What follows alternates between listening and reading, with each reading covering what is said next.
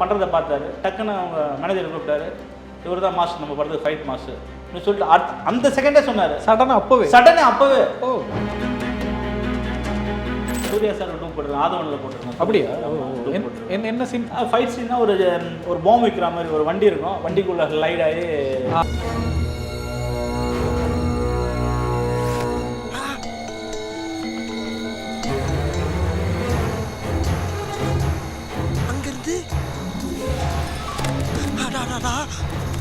Social Vijay Sethupathi sir சொல்கிறாங்கல்ல, ஒருத்தரை பார்த்தா டக்குன்னு எல்லாரும் கூடயும் சோஷியலாக இது பண்ணுறாங்க. அது மாதிரி தான் பிரசாந்த் சாரும். அவர் முன்னாடியே பிரசாந்த் சார் அப்படி தான். ஒருத்தரும் விமர்சகர் தான், ஃபோனை வச்சுருக்காங்க. படம் பார்த்த ஒரே செகண்டில் ஒரே ஒரு மெசேஜ் தான் தட்டி விடுவாங்க, அப்பயே சொல்லி முடிஞ்சு போச்சு. இப்போ ஆடியன்ஸ் ஆர்டிஸ்ட்டை பார்த்தல படம் பார்க்கறது கிடையாது, ஸ்கிரிப்டு, ஸ்க்ரீன் பிளே.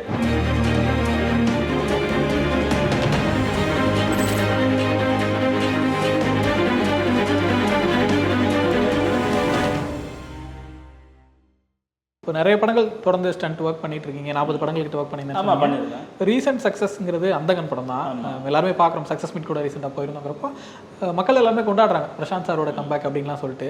அந்த படத்தில் ஒர்க் பண்ண எக்ஸ்பீரியன்ஸும் பிரசாந்த் சார் அவர்கள் பற்றியும் சொல்லுங்கள். அந்தகன் படத்தை எக்ஸ்பீரியன்ஸ் பண்ணிங்கன்னா நல்ல எக்ஸ்பீரியன்ஸ் தான். படமே நான் ஜாலியாக தான் ஒர்க் பண்ணேன். ஏன்னா சொன்னல அவர் அந்த வீட்டில் தான் நம்ம பண்ணோம், கிளாஸ் பண்ணோம். இது ஒரு 35 to 40 பண்ணிட்டேன். அதுக்கப்புறம் அந்த படம் கூப்பிட்டாங்க. திடீர்னு தயாரிச்சு ஒரு நாள் கால் பண்ணார். வருஷம் நான் போய் பார்த்தேன். இது மாதிரி நம்ம ஒரு படம் பண்ணுறோம், பண்ணோன்னாரு. சரிங்க சார் நான் பண்ணுறது தான் சொல்லிட்டேன். ஒர்க் பண்ணோம். நடந்தது, சீக்வன்ஸ் நடந்தது. அது நான் சமுத்திரகனி சார், கேஎஸ் ரவிக்குமார் சார், எல்லாருக்குமே எல்லா காம்பினேஷன்லேயும் சீக்வன்ஸ் இருந்தது. யோகி பாபு சார் எல்லோரும் கூட இருந்தது. என்னென்னா என்ன ஒரு இதுனா எல்லாருமே எக்ஸ்பீரியன்ஸு, நம்ம ரசித்து பார்த்தவங்க, நம்ம ஸ்க்ரீனில் பார்த்தவங்க, அவங்க கூட ஒர்க் பண்ணும்போது அதுவே ஒரு சந்தோஷம். ஃபைட் எடுக்கும் போதே சந்தோஷம். படத்தில் வரும்போது சந்தோஷன்றது வேறு, நம்ம எடுக்கும் போதே ரசிச்சு தான் வேலை செஞ்சோம். இதில் வேறு அந்த கிளைமேக்ஸில் அந்த பிரசாந்த் சிம்ரன் அந்த ஆக்ஷன் பிளாக் வரும்ல, நம்ம சிம்ரன் மேடம்லாம் அன்றைக்கி நான் செய்தி என்ன சொல்ல முடியல. ஏன்னா திடீர்னு அந்த மைக்கு கட் ஆகிடுச்சு. பேசிட்டு இருக்கும்போது பாதி கட் ஆகி நம்ம ஒரு ஃப்ளோவில் போகும்போது டக்குன்னு குறுக்கில் ஆஃப் பண்ண மாதிரி சொல்ல வந்து அதுக்குள்ளே ஆஃப் பண்ணோடனே டக்குன்னு சாப்டர் வேறு மாறிடுச்சு. நம்ம சிம்ரன் மேடம்லாம் அந்த 90s உங்களுக்கே தெரியும், ஆர்டிஸ்ட் மட்டும்தான் இருப்பாங்க. ஆர்டிஸ்ட் மட்டும் தான் படத்துக்கு மாறுவாங்க. விஜய் சார் படத்தில் பார்த்தா இருப்பாங்க, டக்குன்னு பார்த்தீங்கன்னா பிரசாந்த் சார் படத்தில் இருப்பாங்க, டக்குன்னு பார்த்தீங்கன்னா அஜித் சார் படத்தில் இருப்பாங்க, இந்த பக்கம் பார்த்தா கமல் சார் எல்லா படத்தையும் அவங்க மட்டும் தான் இருப்பாங்க. ஹீரோஸ் மட்டும் தான் மாற்றிட்டு இருப்பாங்க. அது மாதிரி அவங்களும் ஒரு நம்ம ரசித்த ஒரு ஆர்டிஸ்ட். அவங்கள சொல்ல போனால் லேடி பிரபுதேவா தான். டான்ஸில் பார்த்தீங்கன்னா அவங்களோட மூமெண்ட்ஸ், அவங்களோட இது எல்லாமே பண்ணிட்டாங்க. அவ்வளோ 2 பேருமே அவங்க ஒரு ஜோடியாக பிரசாந்த் சாரும் அவங்களும் எத்தனை படம், 6 படமோ 7 படம் ஜெயில கூட பண்ணியிருப்பாங்க, ஒரு சாங்கில் பண்ணியிருப்பாங்க ஜெய் படத்தில். அது இல்லாமல் இண்டிவிஜுவலாக நல்லா ரசித்து பண்ணாங்க 2 பேருமே. அந்த பெரிய ஆர்டிஸ்ட்ன்றது நம்ம சொல்கிறத என்ன சொல்கிறோமோ அந்த ஸ்பாட்டில் நம்ம என்ன கம்போஸ் பண்ணோமோ அதை கரெக்டாக பண்ணி சூப்பராக பண்ணி கொடுத்தாங்க. 2 பேருமே நல்லா கோஆப்ரேட் பண்ணி சூப்பராக பண்ணாங்க. தியாகராஜன் சாரும் எனக்கு நல்லா ஃப்ரீயாக எதுவுமே எந்த ஒரு தலையில சீக்கிரம் சொல்லிவிடுவார், எனக்கு இது தேவை, இது வேணும், இது வேணான்றவார். அதுக்கு தகுந்தா போல் கரெக்டாக சொன்னார். அதே மாதிரி நான் கரெக்டாக அவர் பண்ணி கொடுத்தேன். அது இல்லாமல் நம்ம பண்ணி கொடுக்குறன்றதோட சந்தோஷமாக இருந்தது, ஜாலியாக ரொம்ப சந்தோஷமாக இருந்தது அந்த ஒர்க்கு எனக்கு மற்ற படத்தோட. அதான் இந்த படத்தில் என்னன்னா மற்ற படத்தெல்லாம் குறிப்பிட்ட ஆர்டிஸ்டுக்கு மட்டும் தான் ஃபைட் இருக்கும். எனக்கு தெரிஞ்சு இருக்க எல்லா முக்கியமான கேரக்டர்ஸுமே ஆக்ஷன் இருக்கு. ஆமாம், சமுத்திரகனி சாருக்கு இருக்கு, யோகி பாபு சார் இருக்கு, கேஎஸ் ரவிக்குமார் சார் இருக்கு, சிம்ரன் மேடத்துக்கு இருக்கு, பிரசாந்த் சாருக்கு இருக்கு, எல்லாருக்குமே இருக்கு. அதுதான் எனக்கு சந்தோஷம். ஏன்னா ஒரு படத்தில் போனால் இவங்க காம்பினேஷன் கிடைக்காது. இவங்களாம் நம்ம வேலை வாங்க முடியாது. இவங்க எல்லாரும் கூட ஒர்க் பண்ணும்போது ரொம்ப சந்தோஷம். அது இல்லாமல் கேஎஸ் ரவி சார் இருக்காரு, அவர் எங்கள் குருநாதர் கனல் கண்ண மாஸ்டர் இருக்காருல்ல, அவரையும் அறிமுகப்படுத்தினது அவரு தான். புரியாத புதிய படத்தில் மாஸ்டர் ஆக்கி விட்டாரு. இப்போ அவருக்கெல்லாம் ஃபைட் எடுக்கும்போது நான் சந்தோஷமா எடுத்தேன். ஏன்னா நம்ம ஒரு மாஸ்டர், நம்ம குருநாதருக்கே குருநாதர்ல, அதில் ரொம்ப அதான் சினிமா. அதுதாங்க சினிமா. நம்ம எங்கேயோ இருந்தால் கூட நம்மளை அது கூப்பிட்டு போயிடும். அதோட சினிமாவோட மேஜிக் அது. இப்போ பிரசாந்த் சார் உங்களை பற்றி சொல்லும்போது தனியாக பார்த்துக்கிறேன் அப்படிங்கிற மாதிரிலாம் ரொம்ப செல்லமாக கிண்டலாலாம் பேசுனாங்க. அந்தளவுக்கு ரொம்ப அன்பாக இருப்பார் உங்ககிட்ட. ஆமாங்க, பர்சனலாகவே நம்ம சின்ன வயசுல நம்ம அதான் சொல்கிறேன்னா எல்லாத்தையும் வீட்டுக்கு போயிட்டு வர்றது தான் தம்பி மாதிரி தான்.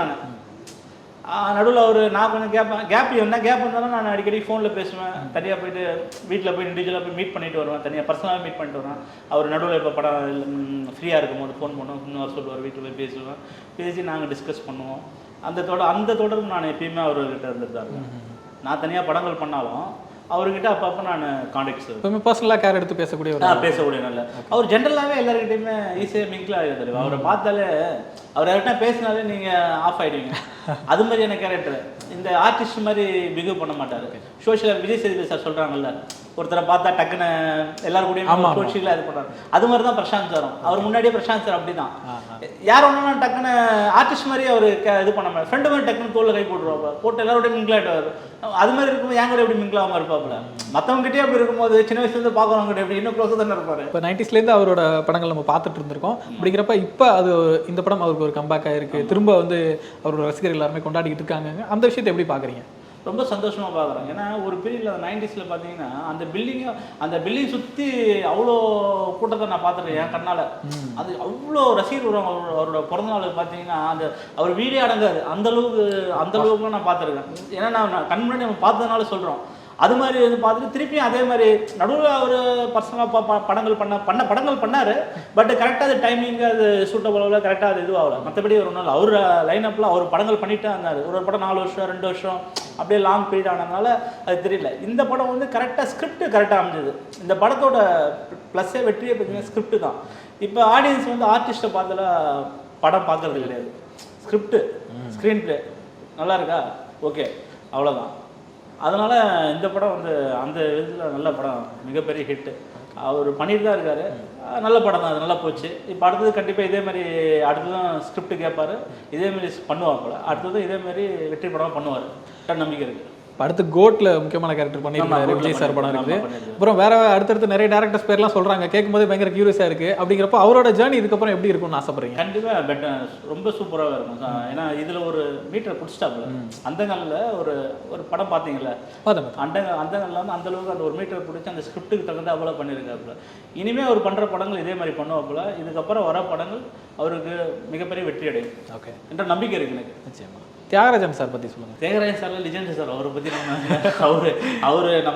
அவரை பார்த்தாலே எனக்கு ஃபர்ஸ்ட்லாம் பயம். பார்த்தாலே இப்பயும் அவருக்கு பயம் தான். அவர் வருவார், ஸ்பாட்டுக்கு வருவார், அந்த கார் மட்டும் அப்படி சல்லோட வந்து நிற்கும்.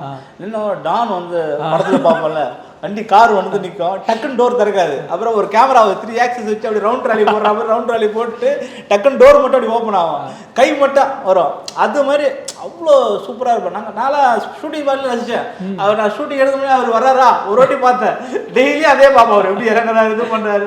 அவர்லாம் லிவிங் லெஜெண்ட். அவர் பார்த்தாலே அந்த ஃபீல் தான். அவர்லாம் நடிக்காது நம்மளுக்கு தான் மைனஸ். ஏன்னா அவர்லாம் ஸ்க்ரீனில் அந்த ப்ரெசன்ஸ் பார்க்கும்போது வேற மாதிரி இருக்கும். உண்மையா எனக்குமே அவர் நேரில் பார்க்கும்போது, இல்லை இப்போ அந்த ஒரு படம் ரீசெண்டாக பிடி சார்ல பண்ணியிருந்தார், அதெல்லாம் பார்க்கும்போது ஒரு காட்ஃபாதர் படத்தில் ஒரு மாதிரி இருப்பாரு. நீங்கள் ஃப்ரேமிங்காகவே நீங்கள் வச்சிங்கன்னா ஒரு ஃபுல் டைட்டில் அவர் இறங்குறது அந்த அவர் ஐ பாப்பார் லுக்கில் பார்த்தீங்கன்னா அப்படி தான் இருக்கும்.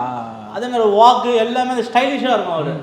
அவர் தமிழ் சினிமா பிரசாந்த் சாரால் அவரை மிஸ் பண்ணிட்டு, ஏன்னா அவரு பயங்கரமாக இருக்கும். அவர் நான் யோசிப்பேன், இப்போ டேரக்டர் ராம் சார் வந்து பாலுமேந்திரன் சார் பற்றி சொல்லும்போது அவர்கிட்ட ஒரு பிரிட்டிஷ் லுக் ஒன்று இருக்கும், ஒரு சின்ன மேனரிசம் ஒன்று இருக்கும். கண்டிப்பா அப்படின்லாம் சொல்லுவார் பாலுமேந்திரன் சார் பற்றி. அந்த டைமில் மகேந்திரன் சார் அவங்களாம் இருந்தாங்க, அவங்களாம் நம்ம கூட இல்லை. அப்படிங்கிறப்ப அவங்களால ஞாபகப்படுத்துற மாதிரியான ஒருத்தரா தியாகராஜன் சார் இருக்காரு. சார் கண்டிப்பாக இருக்காரு. அவர் ஸ்பீச் கூட கரெக்டாக அந்த அந்த ஸ்பீச்சில் கூட ஒரு மீட்டர் இருக்கும், பேசுறதுல கூட. இப்போ நம்ம டக்கு நம்ம பேசுறோம்ல, அது மாதிரி அங்கே வேர்ட்ஸ் வராது. நிறுத்தி நிதானமாக எங்கே மேலே வரும், அந்த இது கூட டெம்போவில் இருக்கும். ஓகே, அடுத்து மிஷ்கின் சார் பற்றி பேசணும். ஏன்னா 2 படங்கள் பண்ணியிருக்கீங்க. கண்டிப்பாக. ஆக்சுவலாக மிஷ்கின் சார் வந்து எனக்கு என்னென்னா, நான் சொன்னல டேரக்டர்ஸ்லாம் எனக்கு ரொம்ப பிடிக்கும், ஒரு காலகட்டத்தில் பிடிக்கும்னு. அந்த 2000க்கு அப்புறம் வந்து டேரக்டர் மிஷ்கின் சாரோட ஃபஸ்ட்டு எனக்கு ஆக்சுவலாக படம் சித்திரம் பேசி நான் பார்க்கவே இல்லை, நான் மிஸ் பண்ணிட்டேன். ஒரு நாள் நான் டிவியில் நான் பார்த்தேன், படம் பார்த்துட்டு எனக்கு அப்படியே ரொம்ப ஃபீல் ஆகிடுச்சு. என்னடா இந்த டேரக்டரை படம் பார்த்துருக்கோம், இந்த டேரக்டர் படத்தை மட்டும் நம்ம எப்படி மிஸ் பண்ணோம். அந்த பாட்டு தான் தெரியும், வாழமீன விளக்கம். அதுக்கப்புறம் சித்திரம் பேசி போடும் போதெல்லாம் பார்த்துட்டே இருப்பேன். அதுக்கப்புறம் அவர் படம் ஒரு படத்தை விடுறதில்லை. 5வது அவர் ஹீரோ நடிச்சார்ல ஒரு படம் ஒன்று, நந்தலாலா, யுத்தம் செய்ய, ஓனாய மாட்டுக்குட்டியும், சைக்கோ, லாஸ்ட்டாக வந்து எல்லா படம் தேட்டரில் போயிட்டு first day first show. Prashanth sir எப்படி சொல்கிறேன், அது மாதிரி தான். ஏன்னா எனக்கு எப்பயுமே டேரக்டர்ஸ் ரொம்ப பிடிக்கும். அதுவும் இவர் வந்து மனித உறவுல வந்து ஆக்ஷன் மூலியமாக சொல்லுவாப்புல. ஹியூமன் பீயிங் தான் அவர் கதையில் வந்து ஹியூமன் பீயிங் தான் இருக்கும். மனித உறவுல பற்றி தான் சொல்லுவார். அது அவரோட ஆக்ஷன் ஸ்டைல், அவரோட மேக்கிங்கில் சொல்லுவார். அவரோட மேக்கிங்கே எனக்கு ரொம்ப பிடிக்கும். அதனாலே என்ன பண்ணேன், அவர் கூட படம் பண்ணணும்னு சொல்லிட்டு நான் மாஸ்டை அவரோட பண்ணணும்னு சொல்லிட்டு நான் ஒன்றும் இல்லை, நான் யாரையும் அவரே போய் சைடாக போய் கேட்டேன். ஆஃபீஸ் போனேன், சார் நான் ஃபைட் மாஸ்டர் சார், நான் படமே பார்த்ததில்லைன்னாரு. அப்படியே சார் நீங்கள் படம் பார்க்கல சார் டேப் வந்து சார் நான் என்னோட ப்ரொஃபைல் பாருங்கன்னு நான் குங்ஃபு மாஸ்டர் ஜிம்னாஸ்டாக பண்ணுவேன். அதெல்லாம் படத்தையும் காமிச்சேன், படத்தை பார்த்துட்டு படமே பார்த்துக்கலான்ட்டார். அதை காமிச்சு நான் பண்ணுறதை பார்த்தாரு. டக்குன்னு அவங்க மேனேஜர் கூப்பிட்டாரு, இவர் தான் மாஸ்டர் நம்ம படத்துக்கு ஃபைட் மாஸ்டர் சொல்லிட்டு அந்த செகண்டே சொன்னார். சடனே அப்போவே எனக்கா சந்தோஷமான ஷாக்கு. ஓகேங்களா? அதுல இருந்து அவர் ஒரு யூனிவர்சிட்டி மாதிரி தான். மிஸ்கின் சார்லாம் நம்மளுக்கு ஒரு யூனிவர்சிட்டி மாதிரி தான். அவர் கூட போயிட்டேன்னா அவரோட கோ டைரக்டர் மாதிரி நான் ட்ராவல் பண்ணுவேன். ஓகேங்களா? ஏன்னா நம்ம அவர் படத்தை வந்து ஏவிஎம் ராஜேஸ்வரி, கமலா, சூரியன், சந்திரன் எல்லா தேட்டர்லையும் அவர் படத்தை நம்ம பார்த்துருக்கோம். அவருக்கே தெரியாது, ஆனால் இந்த பேட்டி மூலியமாக தான் அவருக்கே தெரியும். அவர் படத்தை ஒரு படத்தையும் பார்த்து நம்ம கிளாஸ் பண்ணி ரசிச்சிருக்கோம். அப்படியே அப்படி டேரக்டர் வந்து கூப்பிட்டு நம்மளுக்கு நானே தான் போய் கேட்டேன். அதான் கேட்ட உடனே கொடுத்தாரு. எனக்கு அதுதான் எனக்கு ஆச்சரியம். ஆனால் அவர் கூட ஒர்க் பண்ணுறது மிகப்பெரிய சந்தோஷம். அவர் ஒரு ஜீனியஸ் தான். அவர் இது வந்து பிசாசு 2 படத்துக்கா? பிசாசு 2 படத்துக்கு. ஆமாம், ஃபர்ஸ்ட் படம். அதுக்கப்புறம் டெவில்னு ஒரு படம் பண்ணார், அது அவங்க தம்பி பண்ணார், ஒரு மியூசிக் பண்ணார். அந்த படம் இப்போ ட்ரெயின் விஜய் சேதுபதி சார் படம், அந்த படம் அவர் தானு சார் ப்ரொடியூசர். அந்த படம் பண்ணால் 3 படம் அவர் ட்ராவல் பண்ணிட்டு இருக்காங்க. இப்போ பிசாசு 2 ரிலீஸ் ஆகலை, கொஞ்சம் பிரச்சனைகள்லாம் இருக்குது. பட் வந்து அதுதான் ஃபர்ஸ்ட் படம். சார் கூட ஒர்க் பண்ணியிருக்கீங்க. அவரோட படங்கள் அதில் அவர் ஸ்டண்ட்டை ஹேண்டில் பண்ணுற விதம் எல்லாமே பார்த்துருப்பீங்க. உங்களுக்கு ஒரு ஸ்டைல் இருக்கும், அவரோட ஸ்டைலில் தான் நம்ம அந்த படத்தை ஒர்க் பண்ண போகிறோம். அந்த ஒர்க்கிங் ப்ராசஸ் எப்படி இருந்துச்சு அவர் கூட?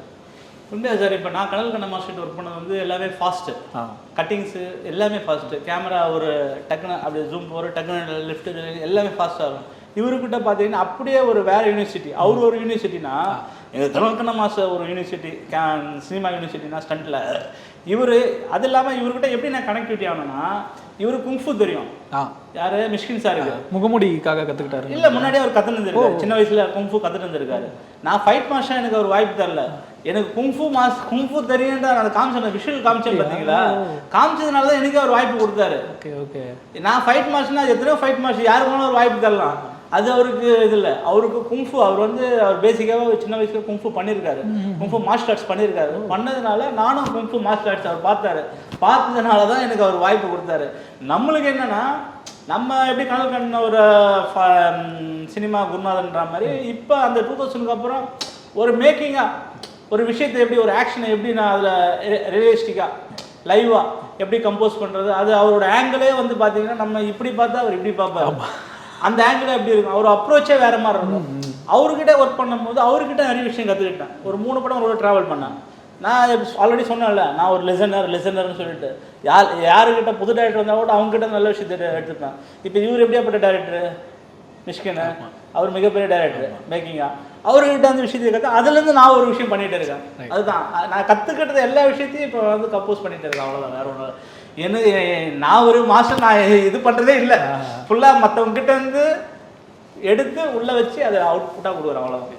மிஷ்கின் சார் பொறுத்த வரைக்கும் அன்போ கோபமோ ரொம்ப எக்ஸ்ட்ரீமாக தான் வெளிப்படுத்துவார் அப்படின்ற மாதிரி சொல்லுவாங்க. கண்டிப்பாக. இப்போ நீங்கள் உங்களை ஒரு அப்ரிஷியேட் பண்ணுறதோ, இப்போ நீங்கள் செட்டில் பண்ண விஷயம் வந்து ஒரு பயங்கரமாக பிடிச்சிருந்துச்சுன்னா அதை அவர் எப்படி எக்ஸ்பிரஸ் பண்ணுவார்? அவர் வந்து எப்படின்னா, ஒரு நாளும் ட்ரைன் படத்தெல்லாம் ஒரு நாளும் எக்ஸ்பிரஸ் பண்ணுவா போல, கை தட்டி கிளாஸ் பண்ணி அவர் அது என்கரேஜ்மெண்ட்டில் அவர் நல்ல ஒரு எப்படி சொல்கிறது, இங்கேருந்து வரும், வெளி உதட்டு வழியாக வராது, உள்ளத்துலேருந்து வரும், அப்படி சொல்லுவாப்புல. அதுமாதிரி நல்ல ஒரு நான் என் மேலே நல்ல ஒரு நல்ல ஒரு இதில் இருக்கார். அதுவே எனக்கு ஒரு சந்தோஷம் தான். நிச்சயமா. அதனால தானே தொடர்ந்து பயணிக்கிறதுக்கு வாய்ப்பு கிடைக்கும். பயணிச்சுட்டு இருக்காங்க. விஜய் சேதுபதி அவர்கள், அவர் கூட ஒர்க் பண்ண எக்ஸ்பீரியன்ஸ் பற்றி சொல்லுங்கள்.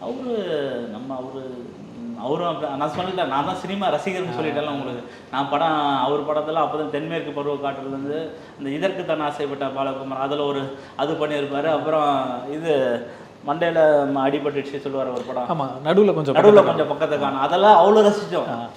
என் வீட்டில் அப்போல்லாம் நான் கல்யாணம் புதுசு.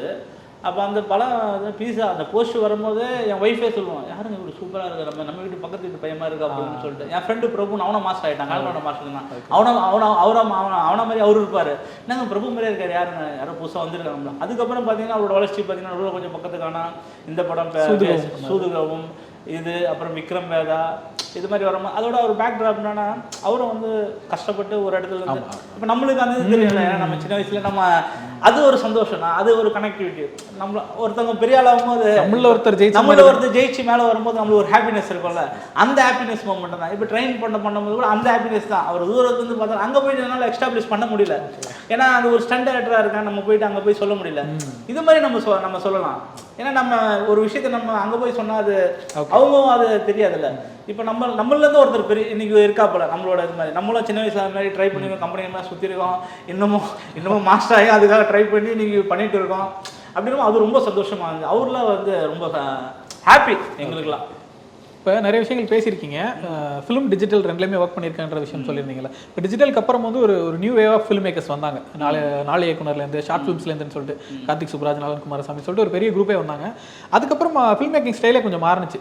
ஸ்டண்ட்னா சும்மா டம்மு டும்முன்னு அடிச்சுட்டு இருக்குன்ற மாதிரி கொஞ்சம் ரியலிஸ்டிக்கான ஃபைட்ஸ் எல்லாமே இம்ப்ளிமெண்ட் பண்ண ஆரம்பிச்சாங்க. அந்த சேஞ்சை நீங்கள் எப்படி பார்க்குறீங்க? இல்லை, அந்த சேஞ்ச் கண்டிப்பாக தேவைங்க. அந்த இப்போ நானே அதான் பண்ணேன், ஸ்டண்ட் மாஸ்டர் பண்ணுறதில்ல, நான் ஸ்டண்ட் டைரக்டர் தான். நான் வந்து இப்போ ஃபைட்டை அடிக்க நான் சண்டை பண்ணோம், மேலேருந்து ஃபால் பண்ணோம், ஜம்ப் பண்ணி ஜிம்னாஸ்டிக் பண்ணோம், பேக் ஃபால் பண்ணோம், அதெல்லாம் கிடையாது. இப்போ நீங்கள் நம்ம ரெண்டு பேசிகிட்டு இருக்கோம், இப்போ சடனாக நான் வந்து சட்டையை பிடிக்கிறீங்க, சட்டையை பிடிச்சா நான் எப்படி உங்களை திருப்பி அடிப்பேன். இப்போ நீங்கள் ஒரு காம்பேர், இப்போ நீங்கள் நடிக்க வரீங்க, நீங்கள் எப்படி ஃபைட் பண்ணுவீங்க? ஜம்ப் பண்ணி கிக் அடிப்பீங்களா, இல்லை ஜம்ப் பண்ணி 2 கால் அடிப்பீங்களா, இல்லை சைடு ஃப்ளைங் கிக் போவீங்களா? ஒன்றும் மறுபடியும் பிடிப்பீங்க, பிடிச்சி ஒரு பஞ்ச் அடிப்பீங்க. அந்த ரியாலிட்டி இப்போ சினிமா அந்த அதில் நம்ம என்னென்ன கொஞ்சம் ஜிமிக்ஸ் பண்ண முடியும், அதில் என்னென்ன நம்ம பெட்டர்மெண்ட் பண்ண முடியும். நம்மளோட ஒரு ஆக்ஷன் இருக்கும், ஆக்ஷன் தேட்டரோட மூடு இருக்கும்ல, அந்த மூடை உள்ளே எவ்வளோ ப்ரெசென்ட் பண்ண முடியும், அதை ஆடியன்ஸ் எப்படி கனெக்ட் பண்ணுறாம நம்ம பண்ண முடியுன்றது தான் நம்மளோட இப்போ தாட். ஓகே அந்த மாதிரியான ஃபைட்ஸுக்குள்ளே நம்மளோட கிரியேட்டிவிட்டி அதுதானேங்க ஒரு ஃபைட் மாஸ்டர், ஒரு ஸ்டண்டோ, ஒரு டேரக்டரோட கிரியேட்டிவிட்டி தானே. அதில் நம்ம என்ன பெட்டர்மெண்ட் பண்ண முடியுமோ அதுதான். ஓகேங்களா? அதேமாதிரி இந்த படத்தை பார்த்து பண்ணுறதுலாம் நம்மளுக்கு இது உடன்பாடு கிடையாது. இப்போ நீங்கள் ஒரு டேரக்டர்னா ஒரு சீக்வன்ஸ் சொல்லுவீங்க, லொக்கேஷன் போய் பார்க்கணும், அந்த சீக்வன்ஸ் அந்த கேரக்டர் என்ன ப்ளே பண்ணுறாங்க, அந்த கேரக்டர்ஸ் என்ன ப்ளே பண்ணணும், அதான் ஆக்ஷனு. தனியாக நான் ப்ளே பண்ண மாட்டேன். இப்போ நீங்கள் ஃபைட் பண்ணால் நீங்கள் என்ன பண்ணுவீங்க, அதுக்கு தான் நான் கம்போஸ் பண்ணேன், எனக்கு வந்து நான் உங்களுக்கு கம்போஸ் பண்ண மாட்டேன். இது இப்போதைக்கு அதான் ட்ரெண்டிங். இப்போ ட்ரெண்டிங் இல்லை, அப்படி பண்ணணும். அதில் நம்ம பெட்டர்மெண்ட் என்னென்ன பண்ணணுமோ அது பண்ணணும். அந்த படத்துலேயே ஸ்கிரிப்ட்லேயே வந்து ஆக்ஷன் இருந்ததுன்னா நம்ம வந்து அதை எவ்வளோ வேணாலும் பண்ணலாம். ஸ்கிரிப்டில் ஆக்ஷன் இல்லாமல் தனியாக ஆக்ஷன் பண்ணக்கூடாது.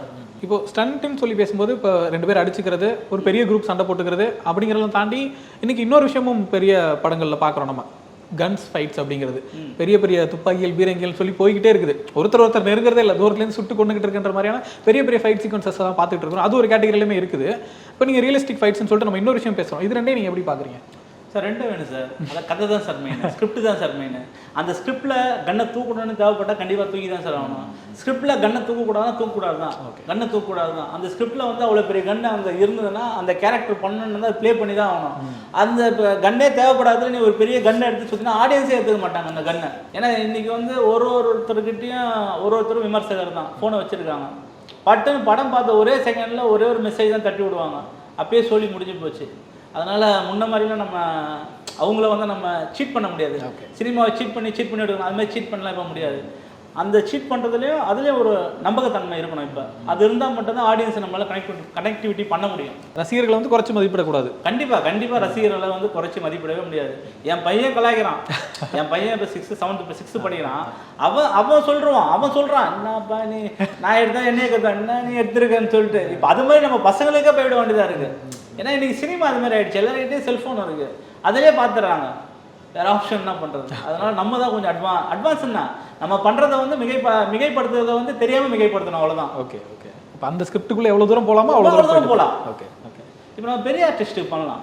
அந்த பெரிய ஆர்டிஸ்ட் இப்போ ஒரு அஜித் சார், விஜய் சார், இப்போ அதை ஒரு ஃபேன் பேஸ் இருக்காங்கல்ல, அவங்களுக்கு பண்ணும்போது அது வந்து கனெக்டிவிட்டி ஆகிடும். அது இல்லாமல் துண்டா பண்ணும்போது தான் நிறைய பேர் வந்து மாட்டிக்கிறாங்க. ஓகே இந்த ஆர்டிஸ்ட் இதை பண்ணால் பீப்புள் அக்செப்ட் பண்ணிப்பாங்க. அதேமாரி நம்ம பண்ண முடியாதுல்ல. இப்போ ஜாக்கி சானை வச்சு நம்ம ப்ரூஸ்லியை வச்சு நம்ம காமெடி பண்ணால் எடுத்துப்பாங்களா?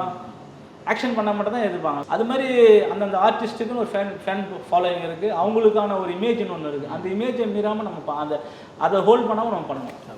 இப்போ தமிழ் தாண்டி வேறு மொழிகள்லையுமே பண்ணியிருக்காங்க. மலையாளத்தில் இப்போ லாஸ்ட்டாக நான் மாஸ்டர் பண்ணது லெவல் கிராஸ்னு ஒரு படம் வந்து. ஆமாம், ரீசெண்டாக வந்து படம் அமலாபால் ஆஷிஃப் அலி பண்ணாங்க. அந்த படம் பண்ணேன். ப்ரொடியூசர் வந்து ரமேஷ் பிள்ளைசார்னு சொல்லிட்டு அவர் ஆல்ரெடி நான் ஒரு படம் ஃப்ளாஷ்பேக்னு ஒரு படம் பண்ணேன், அவர் தான் எனக்கு வாய்ப்பு கொடுத்தாரு அந்த படம். அது பண்ணியிருக்கேன். ஸ்டண்ட் ஆர்டிஸ்ட்டாக வந்து நம்ம கல்கண்டா மாஸ்டர் இருக்கும்போது ராவன், ஷாருக் கான் கூட, சஞ்சய் தத் கூட, அந்த சல்மான் கான், அது மாதிரி அவங்க கூட, அப்புறம் பாலகிருஷ்ணா சார் தெலுங்குல இருக்காருல்ல அவரு கூட, அப்புறம் ராம் சரண் கூட நிறைய படம் பண்ணியிருக்கோம். இப்போ ஸ்டண்ட் மேனாக இருக்கும்போது வந்து சில காட்சிகள் டூப் போடுற மாதிரிலாம் இருக்கும், அதெல்லாம் பண்ணியிருக்கீங்க? பண்ணியிருக்கேன் சார். சூர்யா சார் டூப் போட்டுருக்கேன், ஆதவனில் போட்டிருக்கேன். அப்படியா? என்ன சீன், ஃபைட் சீன்ஸ்? ஃபைட் சீன்னா ஒரு பாம்பு வைக்கிற மாதிரி ஒரு வண்டி இருக்கும், வண்டிக்குள்ள லைட் ஆகி உள்ள போய் பாம்பு வைக்கிற மாதிரி ஒரு சீக்வன்ஸ் எடுத்தாங்க, அந்த சீக்வன்ஸ் போட்டிருக்கேன். அது மாதிரி நிறைய கண்ணல் மாஸ்டர்லேயே டூப் போட்டுருக்கேன். அவர் 2 படம் ஹீரோ நடிச்சார். அவர் படத்தில் டூப் போட்டு தான் அதுக்கப்புறம் அவரோட கண்டினியூஷன் ஆனேன். அவர் 2 சற்று முன் கிடத்தாக்கள்னு ஒரு படம், அதுக்கப்புறம் இன்னொரு படம் ஒன்று பண்ணார், சங்கரன் கோவில்னு சொல்லிட்டு அவர் ஹீரோவை பண்ணார். அந்த படத்தில் ஒரு டூப் போட்டு தான் நான் பர்மனெண்ட் ஆனேன். ஓகே, அவர் குரூப்பில். சரி, இப்போ ரியலிஸ்டிக் ஸ்டண்ட்ஸ் பற்றி டீட்டெயிலாக சொன்னீங்க. ஆனால் இப்போ நீங்கள் மார்ஷியல் ஆர்ட்ஸ் எல்லாமே ட்ரெயின் ஆகிருக்கீங்களா? குங்ஃபுலேருந்து நிறைய மார்ஷியல் ஆர்ட்ஸு. இப்போது நம்ம ஹாலிவுட் படங்கள் இல்லை கொரியன் ஃபிலிம்ஸே பார்த்தோம்னா அந்த மார்ஷியல் ஆர்ட்ஸை பேஸ் பண்ணியே படங்கள் வரும். ஒரு ஹீரோ வந்து மார்ஷியல் ஆர்ட்ஸ் பண்ணுறவராக இருப்பார். ஸோ அந்த ஃபைட்ஸ் எல்லாமே ரொம்ப பிரம்மாண்டமாக இருக்கும். அந்த அதுக்குள்ளே எவ்வளோ எக்ஸ்டென்ட் போக முடியும் அதெல்லாம் போய் பண்ணுவாங்க. அந்த மாதிரி படங்கள் தமிழில் பண்ணுறதுக்கு எந்த அளவுக்கு ஸ்கோப் இருக்குது? அந்த மாதிரி படங்கள் எப்போ பண்ணுறோம், எப்போ எதிர்பார்க்கலாம் நம்ம? சார் நானே தான் சார் எதிர்பார்த்துட்டு இருக்கேன். வர டைரக்டர்ஸ் இப்போ நம்ம ஸ்டண்ட் ஆக்டர்னால நம்ம வந்து அதை ப்ரெசென்ட் பண்ண முடியாது. அந்த ஸ்கிரிப்டில் இப்போ வர டேரக்டர்ஸ் வந்து நான் அவங்களுக்கு ரிக்வெஸ்ட்டாக வைக்கிறாங்க. இப்போ ஒரு கொரியன் மூவிஸு இதெல்லாம் பண்ணுறாங்கல்ல, இந்த ஆக்ஷனை மார்ஷியல் ஆர்ட்ஸு, இந்த குங்ஃபு தேக்கோண்டோ இது மாதிரி நம்ம மிக்ஸு மார்ஷியல் ஆர்ட்ஸில் சம்மந்தப்பட்ட ரிலேட்டடு அவங்க வந்து ஸ்கிரிப்ட்லேயே அதை கொண்டு வந்தாங்கன்னா எனக்கு ரொம்ப ஆசை. எனக்கு உள்ளுக்குள்ளே அது மாதிரி பண்ணணும்னு ஆசை இருக்குது. ஆனால் அந்த சீக்வன்ஸை நம்ம பண்ணும்போது என்ன ஆகுதுன்னா அந்த சீக்வன்ஸ் மீறி அது போயிடும். அதனாலே என்னால் டச் பண்ண முடியல. இப்போ வர டேரக்டர் ஒரு ரிக்வஸ்ட்டாக வைக்கிறேன், இப்போ வர டேரக்டர்ஸ் அது புது டேரக்டரோ இல்லை ஆல்ரெடி எக்ஸ்டாப்ளிஷ் யாராக இருந்தாலும் அது மாதிரி ஒரு ஸ்கிரிப்ட் பண்ணி இப்போ எங்களா மாதிரி இந்த மார்ஷியல் ஆர்ட்ஸ் சம்மந்தப்பட்ட கற்றுட்டு வரோம்ல எங்களுக்கு ஒரு தீனி போடுற மாதிரி எப்பயுமே ஒரே அந்த பஞ்சஸ் இந்த இதெல்லாம் பண்ணாமல் இந்த மாஸ்டர் ஸ்டைலில் அதை உள்ள இப்பயும் வந்து நான் பண்ணுறேன். என்னென்னா அதுலேயும் வந்து இப்போ பண்ணுற இதெல்லாம் கொஞ்சம் தெரிஞ்சும் தெரியாமையும் அப்படியே ப்ளே பண்ணுறேன்.